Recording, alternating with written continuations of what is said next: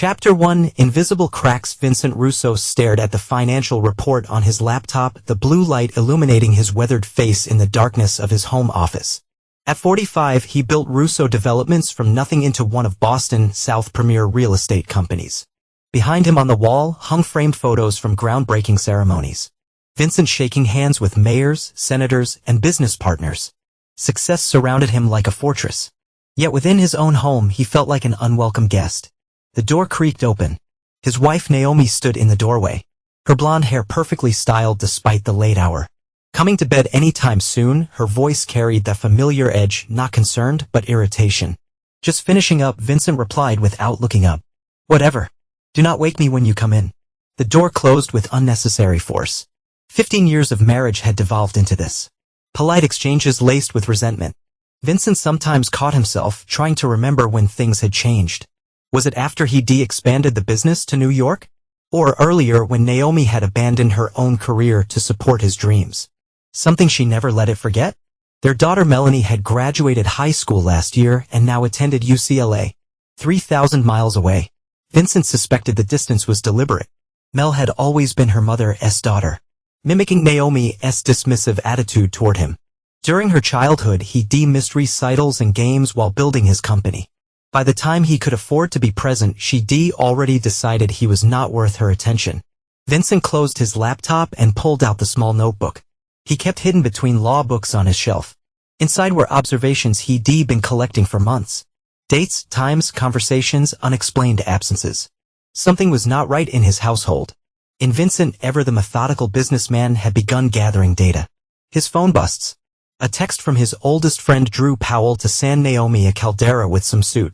Thought you should know. Vincent placed the phone down carefully. Caldera was an upscale restaurant downtown. Not somewhere one accidentally ended up on a Tuesday night. He added this information to his notebook alongside other entries. February 18th. Naomi Yoga Retreat Weekend. Called studio, no retreat scheduled. March 24th, new diamond earrings. Claims had them forever. April 2nd. Password changed on personal phone. He flipped to a new page and wrote. May 10th. Dinner at Caldera with unknown man. Vincent did not slam his fist or throw things. He simply closed the notebook and returned it to a hiding place. In business, he learned that emotional reactions cost you leverage. Instead, he walked to the bedroom where Naomi pretended to sleep, her breathing too measured to be genuine. He opened their shared closet where his modest section contrasted with her expansive collection. Vincent ran his fingers along the sleeve of an unfamiliar garment. A man's cashmere sweater, size large. Too big for Vincent's medium frame. Quietly, he took a single thread from a sleeve before returning it exactly as he found it. Tomorrow was Naomi's birthday. She made elaborate plans without consulting him. Vincent had something planned too, though not what she expected. 15 years of marriage had taught him patience. And his business rivals could attest. Vincent Russo's patience was terrifying when finally exhausted. Chapter 2. The Birthday Charade. The lake house gleamed against the afternoon sun. A modern architectural masterpiece of glass and steel perched on the shore of Lake Winnipesaukee. Vincent stood on the expansive deck, champagne flute in hand, watching guests arrive by boat and luxury cars. Naomi's 50th birthday celebration was in full swing, orchestrated entirely without his input. Impressive place, remarked Preston Wells, Vincent's VP of Operations. Must have cost a fortune to rent for the weekend. Surprisingly, I would not know, Vincent replied, his tone neutral. Naomi handled everything. Preston's eyebrows rose, but he said nothing. Vincent surveyed the gathering. 40 guests, mostly barely recognized. Naomi's friends from our tennis club, her book group, her weekly charity committee that produced suspiciously few actual charitable outcomes. The private chef prepared gourmet appetizers while a bartender mixed signature cocktails. A string quartet played softly near the infinity pool. His daughter Melanie arrived fashionably late, her boyfriend in tow, a film student with carefully cultivated stubble. She kissed Vincent's cheek without making eye contact. Happy birthday to Mom, she said. Did you at least get her something decent this year? The casual cruelty was anew. Vincent smiled tightly. I think she'll remember my gift for quite some time. Melanie rolled her eyes and moved toward the bar. Vincent watched as she immediately gravitated to a tall man in his early 50s with salt and pepper hair and an expensive watch. They embraced with familiar warmth. The man, Gregory Pearson, according to Vincent's research, was supposedly Naomi's tennis instructor. Though Vincent had discovered he actually managed several investment properties that competed directly with Russo developments. Vincent took out his phone and discreetly photographed their interaction. The way Pearson's hand lingered too long on Melanie's back. The conspiratorial smiles they exchanged with Naomi when she joined them. More data for the collection. As sunset approached, Naomi cleaned her glass for attention. Thank you all for coming to celebrate with me. Life begins at 50, they say, and I intend to make this new chapter extraordinary. Her eyes deliberately avoided Vincent's. I'm surrounded by the people who truly matter to me. The crowd applauded. Vincent did too, noting who nodded knowingly during her speech. Later, as the cake was being served, Naomi approached Vincent with a small box and card, handing them over with cameras watching. For me and Mel, she said loudly. Vincent opened the box to find a store-bought cupcake with a single candle. The card read simply, maybe next year we'll find something that suits you. And the guests around them shifted uncomfortably. Someone coughed. Vincent's face remained impassive as he slipped the card into his pocket. Do not you have anything to say, Dad? Melanie asked, her voice carrying across the suddenly quiet deck. Vincent took out his phone, snapped a photo of the cupcake, and said, I think this speaks for itself. Enjoy your party, Naomi. He walked inside to the master bedroom, removed a pre-packed bag from the closet, and made a phone call. 20 minutes later, a car arrived discreetly at the service entrance. Vincent left without anyone noticing, boarding a private helicopter at a nearby clearing. Only as they lifted off did he allow himself a single cold smile. His phone buzzed repeatedly with Naomi's incoming calls, but Vincent switched it to airplane mode. The real birthday surprise was just beginning. Chapter 3: The Revelation. 3 days later, Vincent sat in a private investigation office in downtown Boston, reviewing photographs, bank statements, and surveillance reports. The evidence formed a damning narrative. Naomi and Gregory Pearson have been involved for at least 2 years. More surprising was Melanie's role. She'd been actively facilitating their meetings, serving as lookout and alibi provider since before her 18th birthday. This is not just an affair, said Kira Levinson. The former FBI agent Vincent had hired 6 months ago. They've been systematically liquidating assets from your joint accounts and purchasing properties through shell companies. Pearson's been using insider information about your development plans to undercut you. Vincent nodded, unsurprised. The betrayal stung less than the elaborate nature of their deception.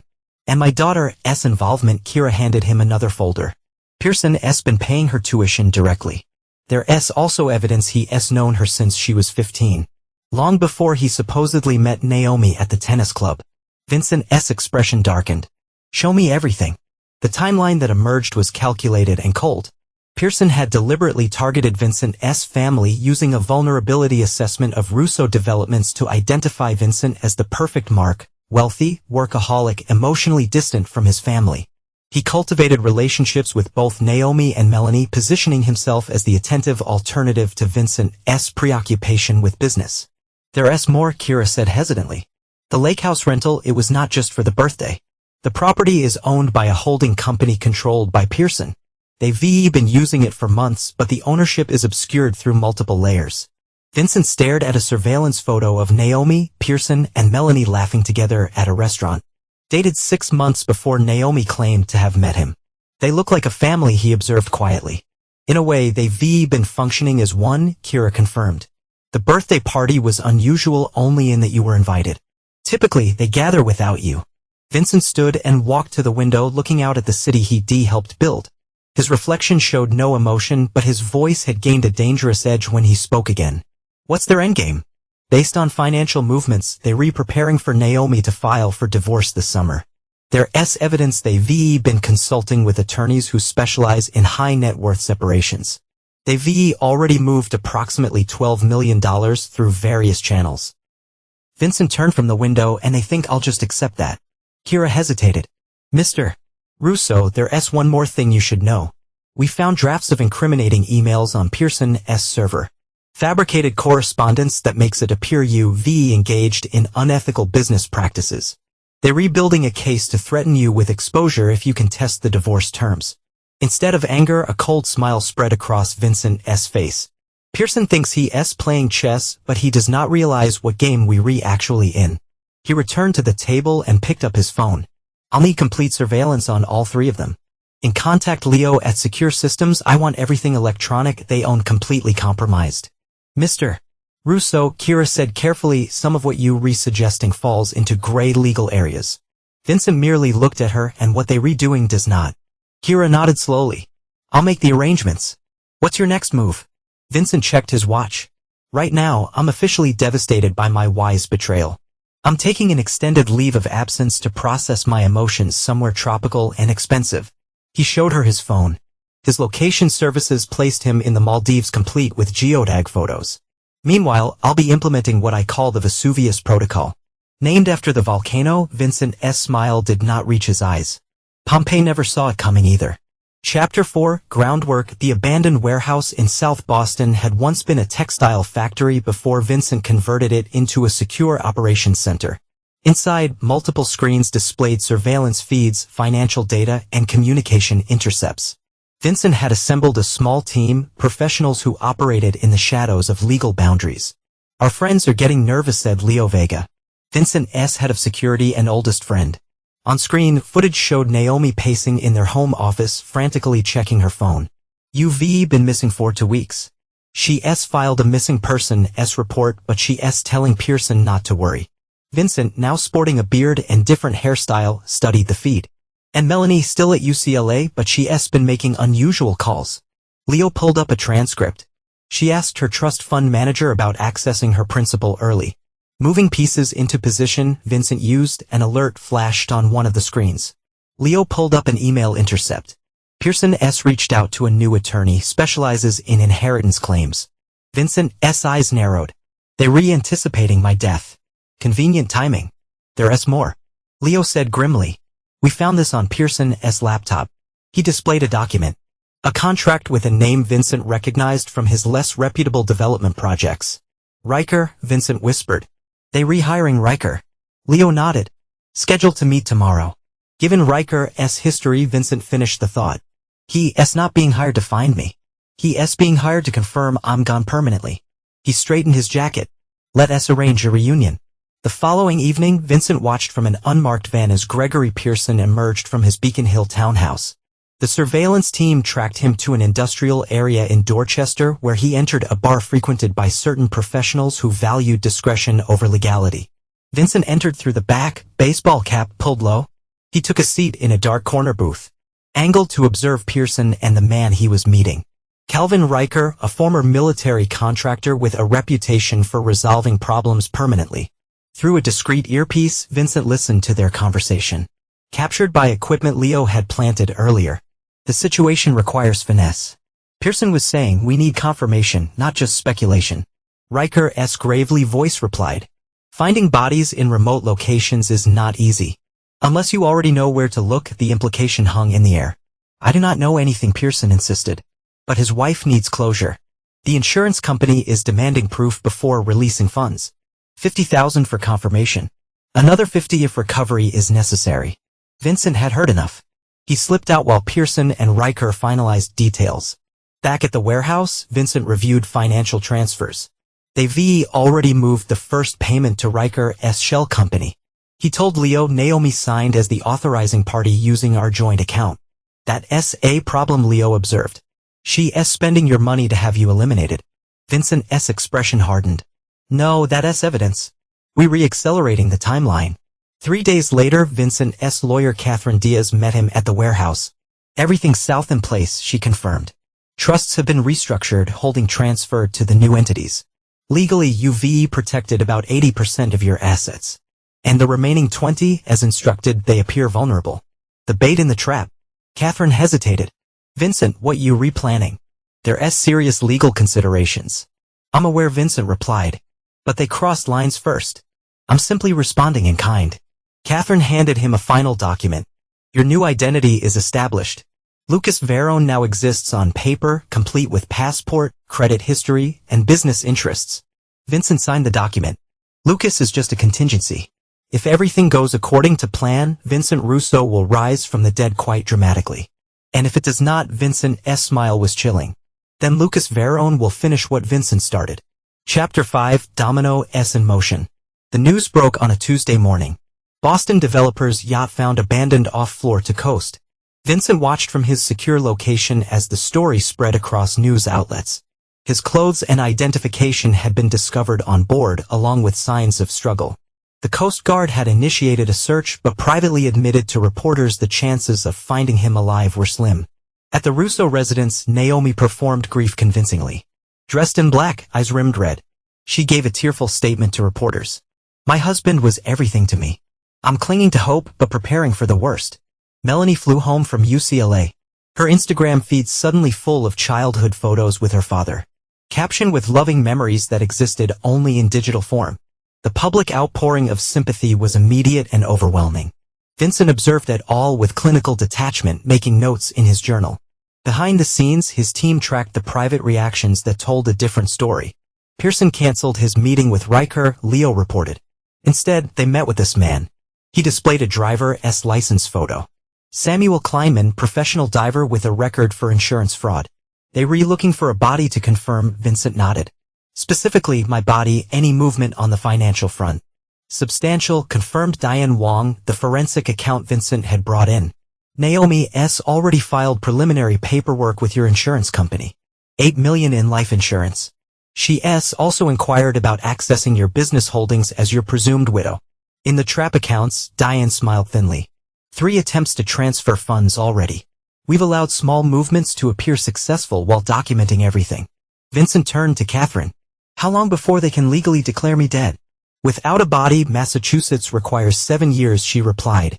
But with the evidence of foul play they remanufacturing, they could petition for an earlier declaration, perhaps within a year. Too long for their taste, Vincent used. They get impatient.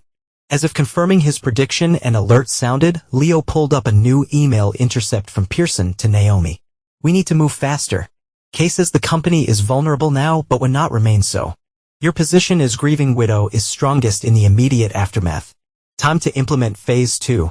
Vincent's phone buzzed with attacks from Kira Ping meeting with him.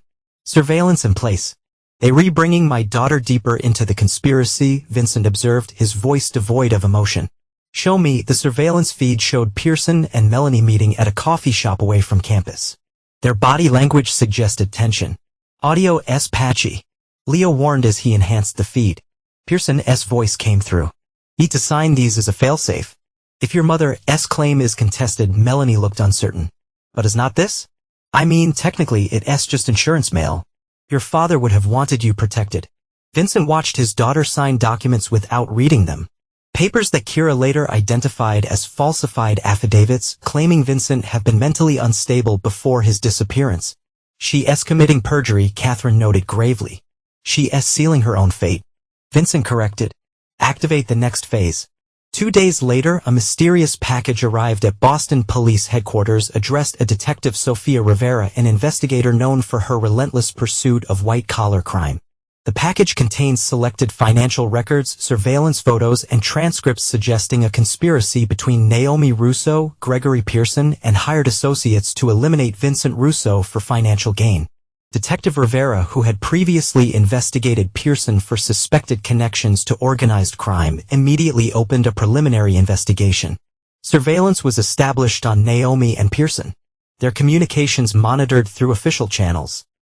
Simultaneously, Vincent's banking partners received anonymous evidence of fraudulent attempts to access company assets, triggering automatic security protocols that froze certain accounts pending investigation.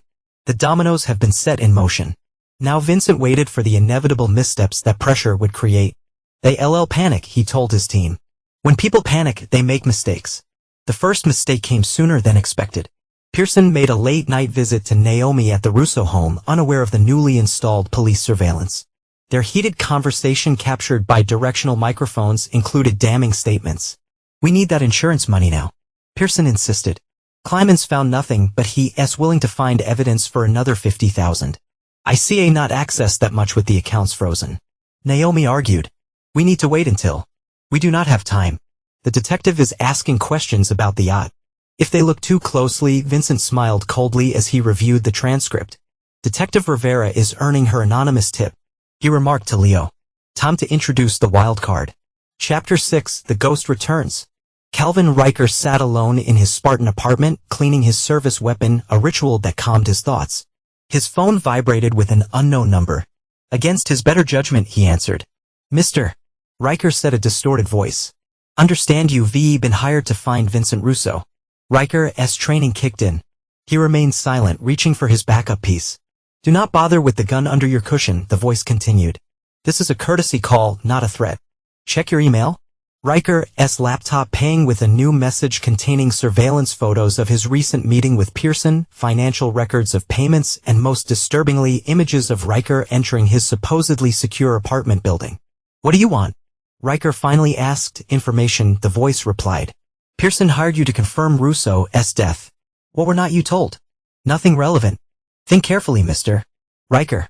You re a middleman in a conspiracy. That's unraveling. When it does, everyone involved becomes expendable.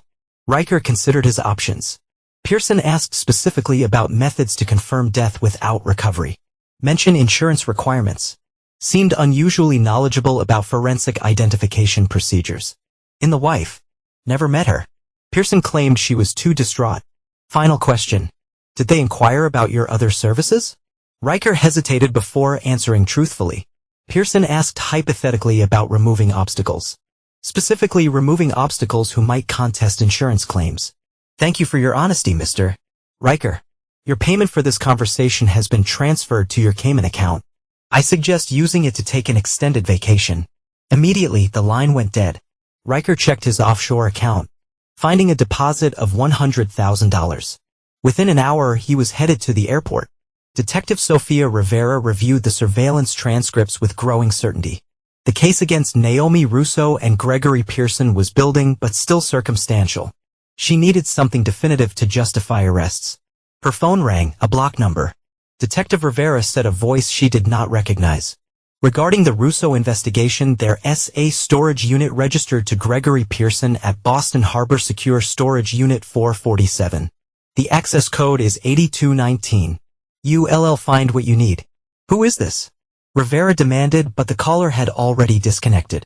Following procedure, Rivera obtained an emergency warrant and led a team to the storage facility.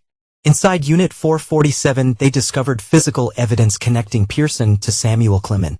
Financial documents showing planned transfers of Vincent Russo's assets and, most damning, a handbook on falsifying maritime accident evidence. Rivera immediately ordered the detention of Naomi Russo and Gregory Pearson for questioning. Vincent watched the arrests unfold through surveillance footage. Naomi's shock appeared genuine as officers led her from the house in handcuffs. Pearson, detained at his office, maintained composure until officers mentioned the storage unit. Then his expression crumbled into panic. They've been separated for questioning. Leo reported. Pearson's already asked for immunity in exchange for information. And Melanie currently unaware. She's scheduled to fly home tomorrow for memorial service Naomi had planned. Vincent closed his notebook. Perfect timing. Notify Caféring to proceed with the emergency injunction on all accounts and properties. And tell Kira to deliver the final package to Rivera. Are you sure about this next part? Leo asked. Once it's done, it's necessary. Vincent replied firmly. They decided our relationship meant nothing. Now they learn what that truly means. The next morning, as Melanie Russo boarded her flight to Boston, news alerts lit up her phone. Boston police arrest widow in suspected murder conspiracy and business partner implicated in developer's disappearance. By the time her plan landed, her mother had been formally charged with conspiracy to commit murder, fraud, and embezzlement. Gregory Pearson, seeking leniency, had provided authorities with evidence implicating both Naomi and peripherally Melanie herself. As she exited the jetway, 2 officers waited to escort her directly to police headquarters for questioning. The carefully constructed plan was collapsing around them. Precisely as Vincent had designed it to. Chapter 7, The Vanishing Point. Melanie Russo sat in the interrogation room. Her designer clothes and confident demeanor increasingly at odds with her deteriorating situation. Detective Rivera had been questioning her for 3 hours, methodically presenting evidence of her involvement in her father's financial exploitation. These signatures, Rivera said, sliding documents across the table, appear on transfer authorizations moving funds from your father's accounts. Forensic analysis confirms their handwriting. A sign on my mother asked me to sign, Melanie insisted. That's not a crime. And these, Rivera produced the affidavit Melanie had signed for Pearson. Statements claiming your father was mentally unstable and suicidal before his disappearance, directly contradicting his physician's reports and business associate Melanie's confidence wavered. Greg said it was to protect Mom's interests if there were insurance questions. Mr. Pearson has provided us with quite a different account, Rivera replied. He claims you were fully aware of the plan to declare your father dead for financial gain. He's lying. I did not know anything about. Rivera interrupted by playing a recording. Melanie's own voice from a phone conversation with Pearson. Once Dad's officially gone, we can finally move forward with everything we've planned. Melanie's face drained of color. That's not what I meant. You retaking out of context. Then please provide the context. As Melanie struggled to explain, Rivera's phone buzzed. She stepped outside briefly, returning with a new file. Miss Russo, we've just received evidence that you accessed your father's personal email accounts 3 months before his disappearance, forwarding confidential business information to Mr. Pearson. Melanie finally requested an attorney. From his command center, Vincent watched his daughter's interrogation with a face card from stone. When she asked for a lawyer, he switched feeds to Naomi's holding cell where his wife sat with tear-streaked makeup, whispering frantically with her defense attorney. The DA is offering a plea deal to Pearson, Leo reported. 10 years instead of 25 if he testifies against Naomi as the primary conspirator. And he'll take it, Vincent predicted. Pearson's always been practical. Naomi's attorney is seeking bail. Hearing scheduled for tomorrow morning, Vincent nodded. Everything proceeds as expected. What's the media coverage? Leo pulled up news reports. The story had exploded across national outlets. Love triangle led to murder plot and developer's wife charged in death conspiracy dominated headlines. Vincent's reputation was being portrayed sympathetically. The hardworking business leader betrayed by those closest to him. Financial impact, Vincent asked. Diane consulted her tablet. Russo Development stock initially dropped 12% on news of a disappearance but has rebounded 8% since the arrests. The board has appointed Preston Wells as interim CEO as your contingency plan directed and the special transfers completed. Diane confirmed. The offshore accounts are secure and untraceable. Vincent stood, stretching muscles tense from hours of observation. Then it's time for phase 3. Catherine has the documents ready. Leo nodded, being filed with the court as we speak. Once the judge signs off, Naomi and Melanie lose everything. Vincent finished, his voice matter of fact. The houses, cars, access to accounts, all frozen pending criminal investigation. You leaving them with nothing. Leo observed. Even the personal items. They left me with less, Vincent replied. Prepare the jet. We proceeding with the final phase tonight. Naomi Russo was denied bail, deemed a flight risk due to recently discovered passport applications under an alias. As she was returned to her cell, a guard delivered news that devastated her more than the judge's decision. An emergency injunction had been granted freezing all assets, pending investigation, including items claimed as personal property. Simultaneously, Melanie was released on bail but discovered her credit cards declined when she attempted to book a hotel room. Her access to both her trust fund and personal accounts had been suspended by court order. The family home was sealed as a potential crime scene. With nowhere to go and no financial resources, Melanie was forced to contact her boyfriend's parents, humiliatingly asking for temporary lodging and a loan. They agreed reluctantly, having seen the news reports. Hours later, as Melanie sat in their guest room making desperate calls to friends who suddenly would not answer, her phone received an anonymous text. Look at your window. She approached cautiously, peering through the blinds to the street below. A black SUV was parked directly opposite. Though she could not see the driver clearly, something about the silhouette seemed hauntingly familiar. Her phone buzzed again. You should have checked the cupcake more carefully. So birthday gifts take time to unwrap. The message came from an unknown number, but Melanie felt a chill of recognition. She ran outside, heedless of safety, but the SUV was already pulling away. In the dim street light, she caught a glimpse of the driver. A face she believed she would never see again. Her father was alive. Chapter 8: The Confrontation. The Boston Federal Courthouse buzzed with activity as journalists and spectators filled the hallways. The preliminary hearing for Naomi Russo had drawn nationwide attention. A tale of greed, betrayal, and presumed murder that captivated the public imagination. Detective Rivera courted Naomi, now dressed in standard-issue prison clothing. Her designer polish faded after weeks in detention.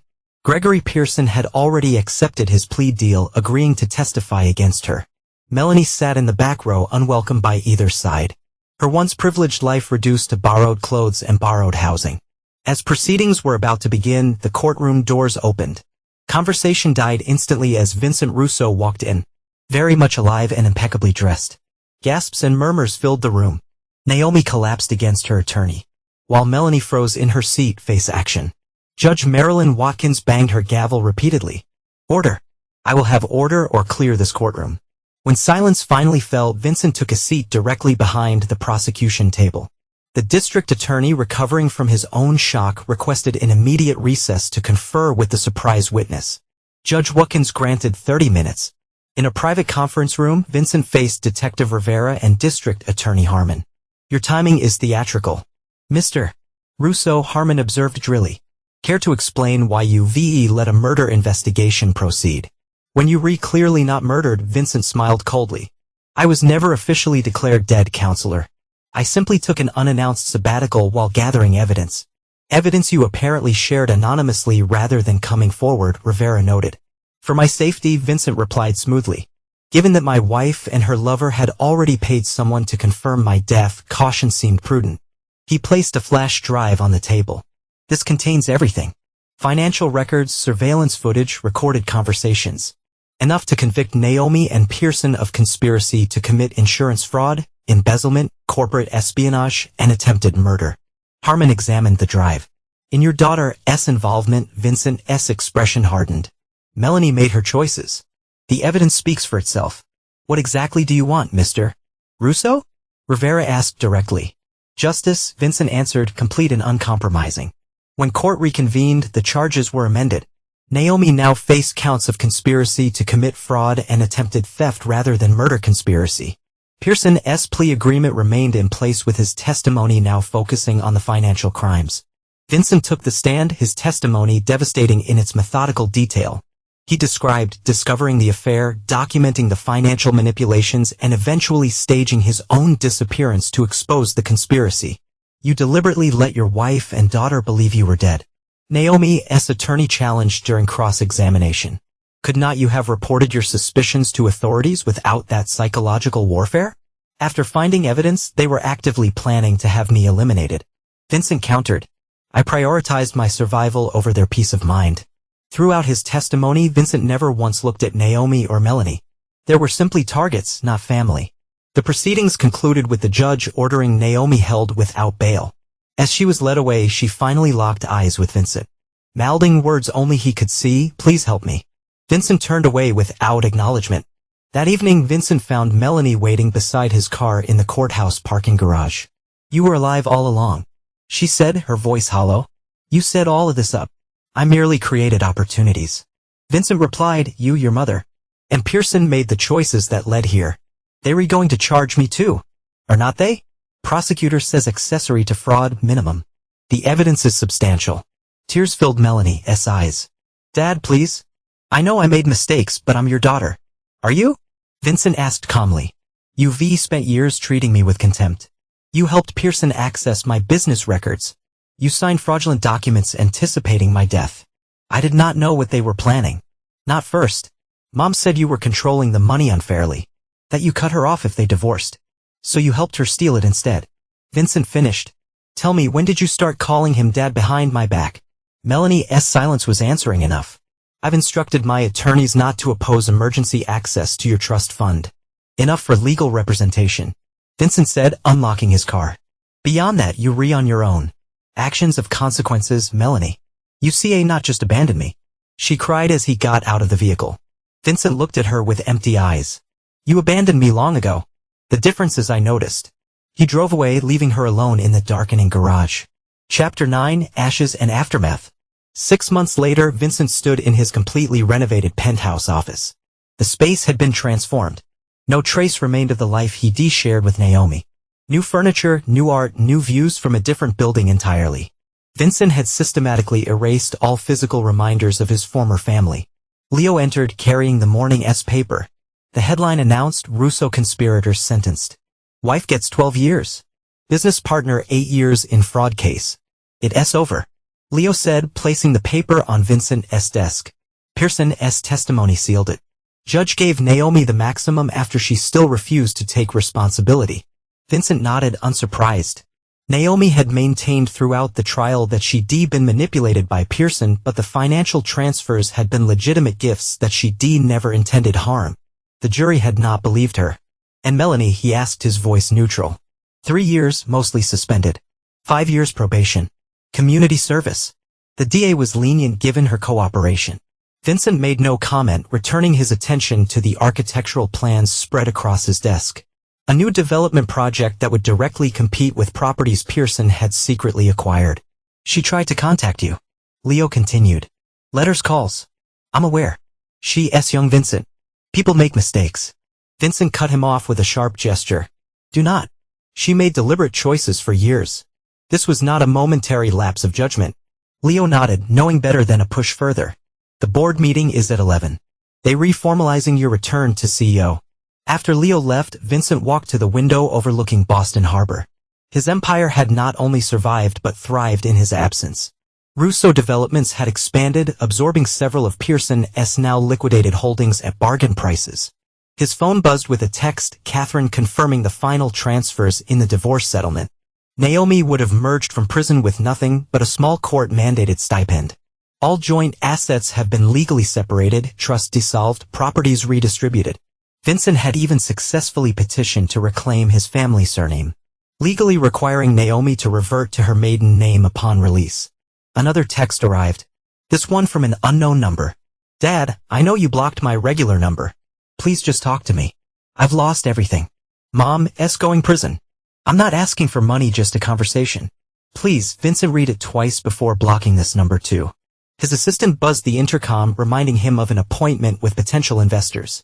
Vincent straightened his tie and closed the architectural plans, a blueprint for a luxury residential tower to be built on land once owned by Pearson. He named it Phoenix Point, rising from ashes stronger than before. That evening, Vincent hosted a small gathering at his new home, celebrating the company's most successful quarter to date. The guests were carefully selected business associates, none who had known Naomi well or been part of the birthday party debacle. As the evening wound down, Preston Wells, now Vincent's right-hand man after proving his loyalty during the crisis, lingered behind. Remarkable turnaround, Preston observed. Most men would have been destroyed by what you went through. Vincent poured 2 glasses of scotch. Most men accept betrayal. I do not, still the personal cost. Preston hesitated.